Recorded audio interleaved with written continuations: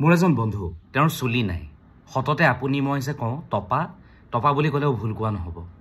বন্ধুৰ চুলি নাই বাবে বন্ধু বিৰাট বেছি ফ্ৰাষ্ট্ৰেটেড বন্ধুৱে কি কৰা নাই ডক্টৰৰ ওচৰলৈ গৈছে বিভিন্ন সময়ত মেডিচিনো খাইছে বন্ধুক আমি বহু সময়ত বুজাইছো যে চুলি নোহোৱাকৈ মানুহে জীৱন অতিবাহিত কৰিব পাৰে হিউ সেই কথাটোকে মানি লয় কিন্তু যেতিয়া যিকোনো এজন মানুহে তাক যেতিয়া লগ পায় আৰু যেতিয়া প্ৰথম কয় এই কি হ'ল তোমাৰ দেখোন চুলিখিনি একেবাৰে নোহোৱা হৈ গ'ল অলপ কিবা ব্যৱস্থা এটা কৰা লাগিলে উইগকেই পিন্ধা বন্ধুৰ বগা মুখখন হঠাৎ কেনেদৰে ক'লা হৈ পৰে তাৰ কাণৰ লতিত আহি কেনেদৰে তেজ জমা হয় আমি বন্ধুবোৰে ভালদৰে দেখিছোঁ এনে বহু মানুহ আছে হাজাৰ হাজাৰ মানুহ আছে এই মানুহবোৰৰ বাবে আশাৰ বতৰা লৈ আহিছে আন এজন মানুহে তেওঁ মানুহৰ বাবে চুলি গজাই দিম বুলি বা চুলি গজোৱাৰ এটা সপোন লৈ আহিছে মানুহবোৰ তাতে ব্যস্ত হৈ পৰিছে বহুতে কয় যে ছোৱালী মানুহে প্ৰশাসনক লৈ ব্যস্ত আজি দেখিছোঁ যে হাজাৰ হাজাৰ মানুহে তেওঁৰ সন্মুখলৈ আহিছে চুলি গজাবৰ বাবে চুলি গজে নগজে সেইবোৰ ডাঙৰ কথা নহয় কিন্তু এই মানুহবোৰৰ এটা সপোন পূৰণ হ'ব বুলি তেওঁলোকে আশা কৰিছে কিন্তু তাৰপিছত সেই মানুহজনক শাস্তি প্ৰদান কৰা হৈছে তেওঁ ভুল কৰিছে আইন আদালতে তেওঁক শাস্তি দিব কিন্তু এখন সমাজক প্ৰতিনিধিত্ব কৰা কিছু মানুহক এনেদৰে শাস্তি দিব নালাগে অন কেমেৰা কাৰোবাক কাণত ধৰিবলৈ দিয়া বিষয়টো কেতিয়াও গ্ৰহণযোগ্য হ'ব নোৱাৰে প্ৰত্যেকৰে এখন ঘৰ থাকে প্ৰত্যেকৰে এখন সমাজ থাকে প্ৰত্যেকৰে এটা পৰিয়াল থাকে এই পৰিয়ালটোৰ বাকী সদস্যসকলেতো একো অপৰাধ কৰা নাই আপুনি মই যেতিয়া কোনোবা এজন ব্যক্তিক শাস্তি প্ৰদান কৰোঁ অন কেমেৰা তেওঁক যদি কাণত ধৰিবলৈ কওঁ তেতিয়াহ'লে সেই ব্যক্তিজনে কাণত ধৰে ঠিকেই ৰাইজৰ ৰোষত পৰি ৰাইজৰ ওচৰত মাৰ ধৰ খোৱাতকৈ কাণত ধৰাই শ্ৰেয় বুলি ভাবি তেওঁ কাণত ধৰে ঠিকেই কিন্তু সেই যন্ত্ৰণা সেই কাণখনৰ বিষটো সেই বুকুখনৰ বিষটো কেৱল তেওঁৱে অনুভৱ নকৰে তেওঁৰ পৰিয়ালটোৱে কৰে তেওঁৰ আত্মীয় স্বজনে কৰে তেওঁৰ লগত জড়িত হৈ থকা তেওঁৰ সমাজখনে কৰে আৰু আটাইতকৈ ডাঙৰ কথা কোনো এজন ব্যক্তিয়ে যেতিয়া অপৰাধ কৰে বা কোনো এজন ব্যক্তিয়ে অপৰাধ কৰক বা নকৰক সেই ব্যক্তিজনক যেতিয়া মাৰধৰ কৰা হয়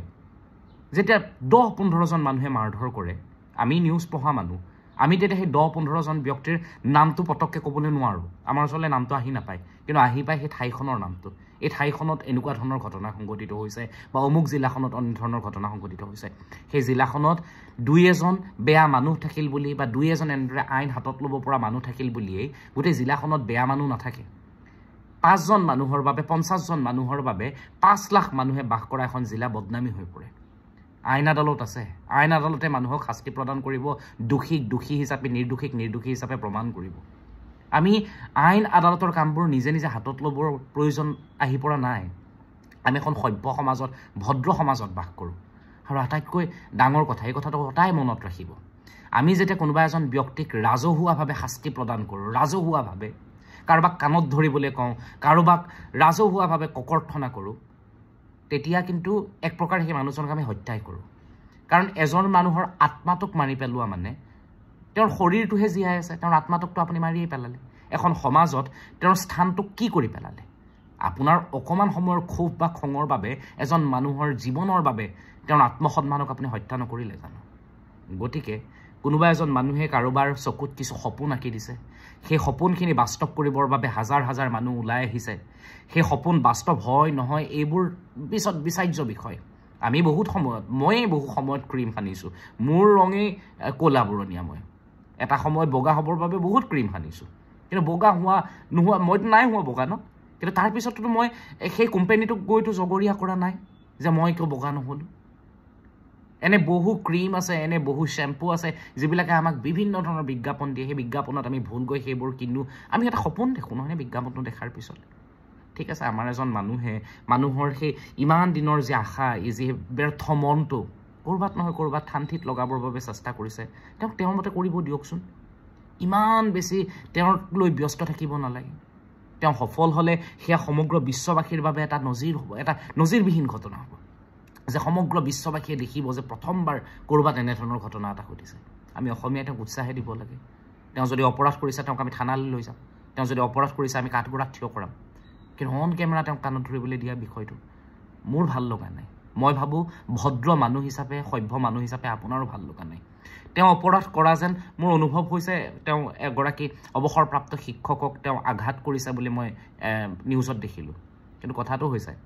তাৰ বাবে তেওঁ অন্য ধৰণেও ক্ষমা বিচাৰিব পাৰিলেহেঁতেন আৰু তেওঁক অন্য ধৰণেও আপোনালোকে ক্ষমা খোজাৰ ৰাস্তা এটা দেখুৱাই দিব পাৰিলেহেঁতেন আৰু প্ৰশ্নটো হৈছে মই যিজন ব্যক্তিক দেখিছোঁ তেওঁৰ ওচৰলৈ গৈছিলে সেই ব্যক্তিজনৰ দেখোন মূৰটো ক'লা হৈ আছে মানে চুলি আছিলেই গতিকে তেওঁনো কিয় গৈছিলে সেইটো এটা প্ৰশ্ন এই বহুত প্ৰশ্ন এতিয়া সামাজিক মাধ্যমৰ জৰিয়তে মানুহে উত্থাপন কৰিছে কথাবোৰ অলপ দকে চাব ঠিক আছে অপৰাধ কাৰ অপৰাধী কোন সেইবোৰ বিচাৰ মই নকৰোঁ বা আপুনিও কৰিব নালাগে এইবোৰ আইন আদালত আৰক্ষীৰ বিষয় কিন্তু আপুনি মই এটা কথা বিচাৰ কৰিব পাৰোঁ আমি অন্তত মানুহক ৰাজহুৱা স্থানত মাৰ ধৰ কৰা কেমেৰাৰ সন্মুখত কাণত ধৰিবলৈ কোৱা আদি বিষয়ৰ পৰা অলপ আঁতৰি থাকিব আহক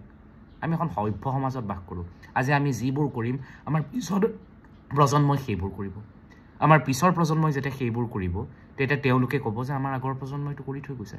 আজি যদি আপুনি মাত নিদিয়ে কাইলৈ আপোনাৰ লগত যদি এনেকুৱা ধৰণৰ ঘটনা সংঘটিত হয় তেতিয়াহ'লে কোনে মাত দিব কওক